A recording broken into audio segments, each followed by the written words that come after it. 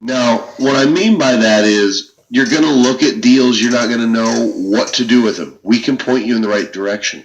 You're going to look at deals and say, is this a red flag? We can point you in the right direction.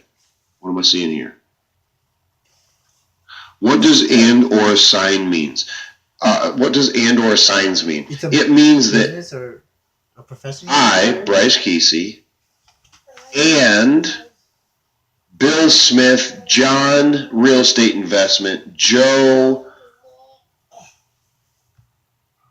Like the professional Investment Solution Company, or just Tim's Real Estate Investment can purchase that property. It doesn't have to be you.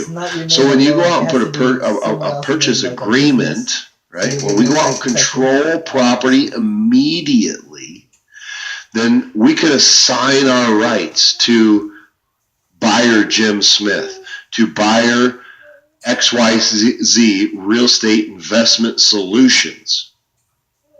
It does not have to be us that's closing on the property. Some states are going to mandate that you close that through trust. Okay.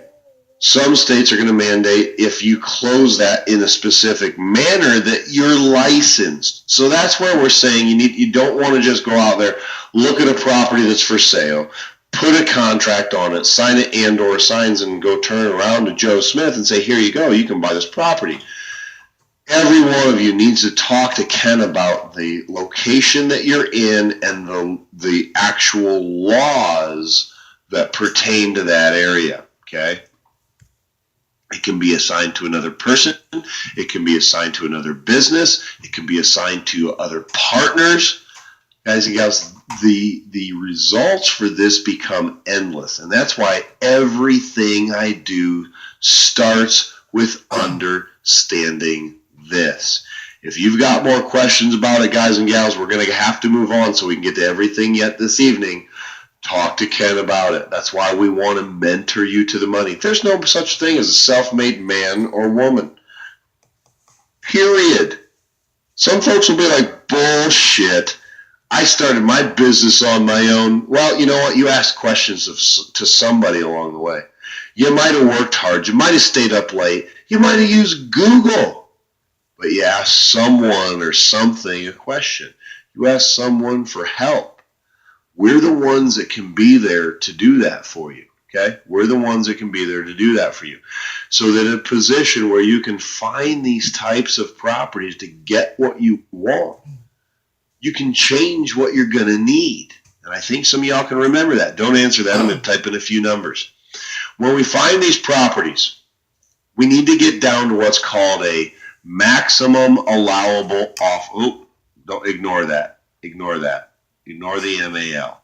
We need to get down to what's called a maximum allowable offer.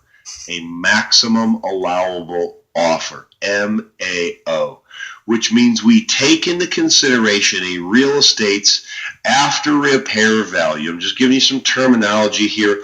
The numbers that we all run into this become very, very simple math, and I'll explain that to you all in just a minute. We put an after repair value to it, a fair market value, okay? Fair market value.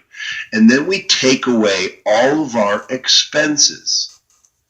To get to our MAO, we look at our after repair or fair market value. We take all of our expense to include profit out of that number. So after repair or fair market value minus the expense, the cost in fixing it up, holding and sales costs, taxes, intangible taxes, title insurance, dock stamps, inspections, appraisals. There's a lot that goes into the numbers.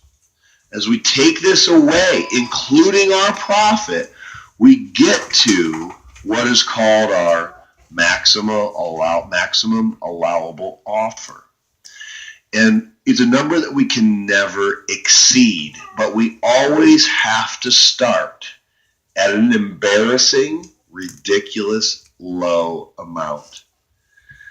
So I like to tell folks that when I look at what I could what is absolute maximum to offer for a property, and taking out all the expenses and my profit, I want to start at about 30% of that number. 30%. I know it. It's crazy. Some of y'all are going, oh, this is nuts. Some of y'all are going, all right, the guy's making more sense by the minute. Some of y'all are going, okay, tell me how this works. Well, we can always go up. This is the number that the business came up with. The people that are going, you're crazy, sitting back in your recliners going, I don't know about this. Look, it's the business number. I'll go back to that business and fight for you because, write this down, and I quote, I'm on your side. When you negotiate from that perspective, look, I'll go back to the business and fight for you. If this number doesn't work, then I'm going to give you $60,000. And I'll go back to the business and fight for you. You know, they don't even get a chance to get mad at you. They listen to you say, I'll go back and fight for you because the 60 grand doesn't work. And they said they will say to you, it doesn't work. This does. And we'll say, okay, we'll go negotiate. Now, see, this is why I tell y'all you have to change these three things when it's pertaining to money. Because otherwise you'll walk by it. You'll look at a deal going, okay, it's worth $200,000. It needs $20,000 worth of fix up.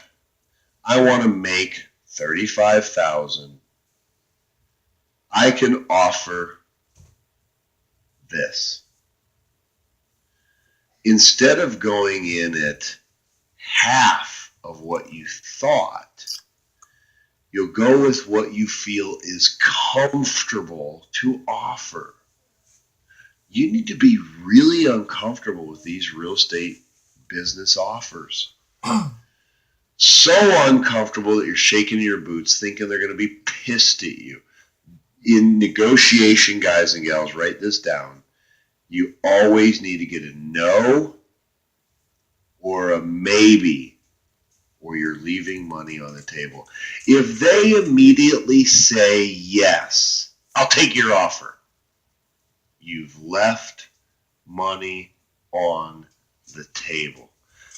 All you've got to do is change your thoughts, your words, and your actions around money, and you will get what you want. Your results will change, okay? Guys and gals, the times are changing in this business. Robert Kiyosaki is one of my biggest mentors. I hope you wrote that book I told y'all to read yesterday. It's called Second Chances. I'm not interested in. It's called Second Chance. 30%? And everybody, I believe, deserves a second chance. And I'm concerned today that too many people are focused on money and not their greatest wealth, which is their education. If they learned how to help more people solve a problem, they'd make more money. Oh, I'm glad you've read it. Guys and gals, you're going to come across people in this business that may have made a mistake in life. They're climbing a hill, that have tough credit, who have, gone through a tough time in life. You know what? It's in the past. Tell me the story. What happened? Huh? You said a lot of cases, you'll realize that you've been there too. It was just in a different respect. And you'll say, we'll help you. We'll help you climb that hill. These are going to be the best clients you have. And by educating yourself, you'll learn to make far, far more money than you could have ever imagined is possible. And all we do is apply these simple rules, guidelines to a system. And our system, guys, gals, everybody out there, I want y'all to realize it's the system that generates the profit. It is not the deal, okay? So I want y'all to go and take a quick break, get up, stretch your legs so that we can dive into some market analysis. We can dive into, and I want you to write